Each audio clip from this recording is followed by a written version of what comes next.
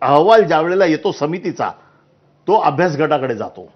अभ्यास गट त्याच्यावरती पूर्ण अभ्यास करतो आणि त्याच्यानंतर मग तो परत कॅबिनेटमध्ये येतो की ह्याची अंमलबजावणी करायची की नाही. त्याच्यानंतर मग प्रोसेस 2022ला कॅबिनेटमध्ये फक्त आला. भाषांचं त्याच्यामध्ये जो काही सिक्वेन्स लावला होता, कुठल्या कुठल्या भाषा असायला पाहिजेत, आम्ही तो पाठवलेला आहे अभ्यास गटाकडे.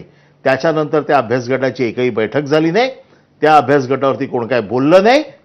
जून 22ला सरकार गेलं. त्याच्यामुळे देवेंद्र फडणवीस दिशा बदलतायत. हा माझ्याकडे तारखेसकट GR आहे आता. याच्यातलं एकच वाक्य वाचून दाखवतो.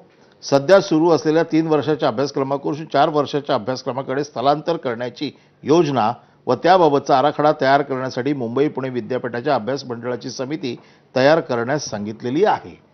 आणि त्याच्यावरती जे काही त्यांनी दिलेलं आहे की राष्ट्रीय शैक्षणिक धोरण 2022 संदर्भात स्थापन केलेल्या डॉक्टर रघुनाथ माशेलकर समितीच्या कार्यगटाचा अहवाल मंत्रिमंडळाच्या बैठकीत सादर करण्यात आला व त्याच्यावरती अंमलबजावणीसाठी मुख्यमंत्र्यांनी एक अध्यक्षतेखाली कार्यगट स्थापन करण्याचा निर्णय घेण्यात आलेला आहे. अंमलबजावणीसाठी कार्यगट स्थापन करायचं म्हणजे अंमलबजावणी करायची की नाही याच्यासाठी तो कार्यगट तयार केला जातो. त्या कार्यगटीच्या सगळ्या शिफारसी येतात आणि त्याच्यानंतर सरकार निर्णय घेतं. हे प्रत्येक अहवालाच्या बाबतीत होतं.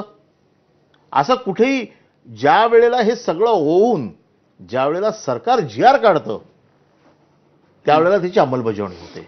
पण नांदगावकरजी, आता त्याच्यामध्ये तर एक असा आरोप आहे, मध्यंतरी राज ठाकरे आणि देवेंद्र फडणवीस भेटले हॉटेलमध्ये एका, आणि त्याच्यानंतर हा विषय आला. नाना पटोले काँग्रेसचे नेते, त्यांचं असं म्हणणं आहे की मिलीभगतच आहे की महापालिकेसाठी, त्यामुळं एक मताची विभागणी करण्यासाठी म्हणून हे केलेलं आहे. मला एक कळत नाही हो, राज ठाकरे आज भेटतात का? राज ठाकरे कुठे नव्हते त्यावेळेला सगळ्यांची त्यांचे संबंध त्यांनी जोपासले त्यांच्याशी सोडून नाही, यांच्यासोबत